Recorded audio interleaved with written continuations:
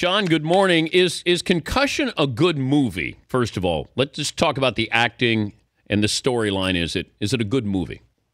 Yeah, I mean, I enjoyed it. I'm not a film critic, so I'm not totally qualified to break down some of the finer points. However, I can tell you that a lot of the film critics did not like it from a kind of high art film criticism point of view. However, I kind of attacked it from kind of the average moviegoer point of view and someone who covers football, so looked at it in the light of how it affects or doesn't affect the NFL. And it's not a bad movie. If you're familiar with the storyline, Will Smith is compelling. He's getting Oscar buzz, so he turns in a fine performance. There was a love story in there that I thought was a little unnecessary. That was almost like checking off a box. Like, if we're going to do a movie about brain science, must have love story to appeal to widest possible audience. So that kind of dragged it a little bit, but it had the drama. And the point of the one takeaway that I had was it probably could have been a stronger movie and more dramatic movie if it focused a little bit more on the actual victims of CTE, because to me, those were the most powerful scenes. Who's the bad guy? The NFL, and Goodell, they sneak in there at the end. But you got to remember, when a lot of this was going on, Goodell was not the commissioner.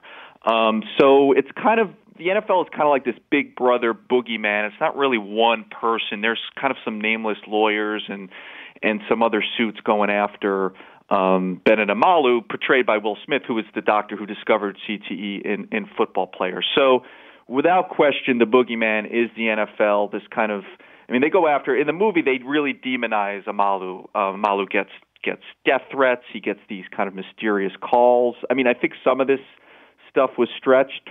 Creative license was used. But at the end of the day, the NFL did go after Bennett Amalu and tried to discredit his research. And at the end of the day, Bennett Amalu's research and scientific findings have won out.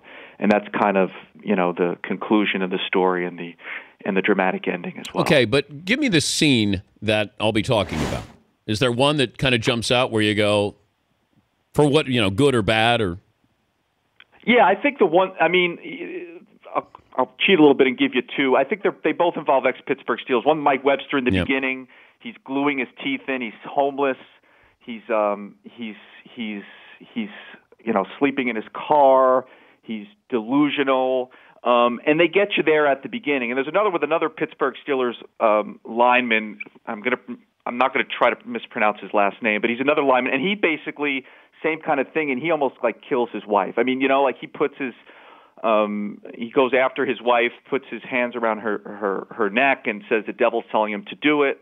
It's really kind of scary stuff. It's powerful, and again, whether license was taken, is this exactly what happened to these guys?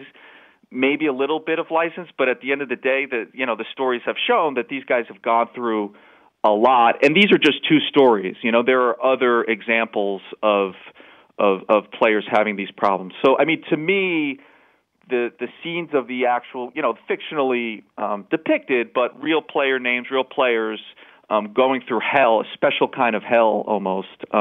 That's what's going to, I think, stand out for viewers and for moms of football players. We've seen the stats. There's been a decline in youth football participation in a lot of places. This isn't going to help that. Sean Gregory from Time Magazine reviewed the Concussion movie with Will Smith. If Roger Goodell watches this movie, what's he going to think? He's not going to be happy, I don't think. The NFL's official statement on this is that they welcome the conversation. They haven't attacked the movie. And they point out, for example, that according to their stats, concussions are down something like, I believe 34% since 2012. So that's what they're saying.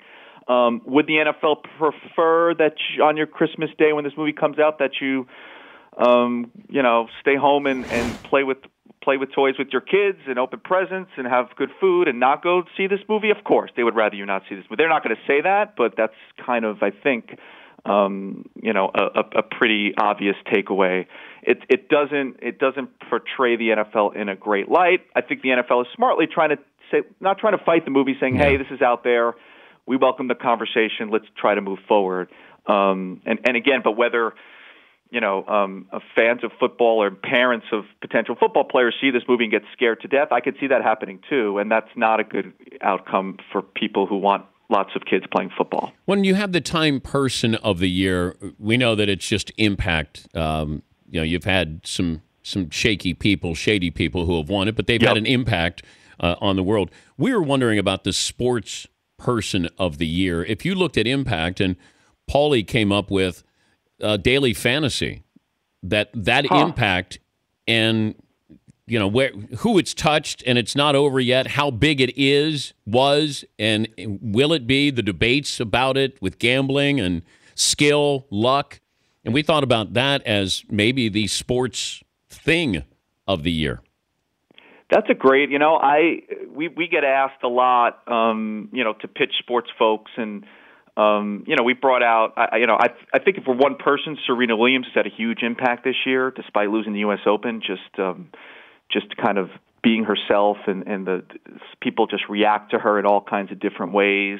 So I think she's the one person that has stood out. But yeah, Daily Fantasy, I mean, it's a hard to make that, to kind of humanize it to one person. Do you pick the CEO of DraftKings, the CEO of FanDuel, a guy who got addicted and lost money, or somebody who won money, So it's kind of hard to personalize it. However, as far as like the sports story that affects the most people, day to day in their wallet and their behavior, I don't think you can argue against Daily Fantasy for being the sports story that really touches actual life. With athletes, we love them, we cheer for them, we boo them. It affects our behavior. We go to games, we watch games. So they have influence, but as far as just kind of people's daily habits and getting so into this and more people doing it, and then the legal challenges and can I do it? I think that's a fascinating, interesting argument, and I'd be all for throwing them in the mix. It sounds like your next column. Yeah, totally. Gosh. Go ahead, take it, Sean. I have to credit you guys, right? I definitely will credit. You would be the first. but yeah, go ahead. It would be nice. Thank you very much. Did Steph Curry make the cut for Time Person of the Year? I pitched him. I pitch athletes every year. The only athlete we used to just do one person and dedicate the whole magazine to that person. The last 5-6 years, we've kind of done runners up, and where we name a number 2, 3, 4, 5, and this year 6 and 7. The only athlete who's made the cut was Usain Bolt in 2009, and I think the reason he broke the world record at the World Championships in the 100 meters and 200 meters that year. And that 2009, you remember the recession, it was a really down year, and I think our mix needed just a happy, joyful person, and Usain Bolt fit that perfectly back then.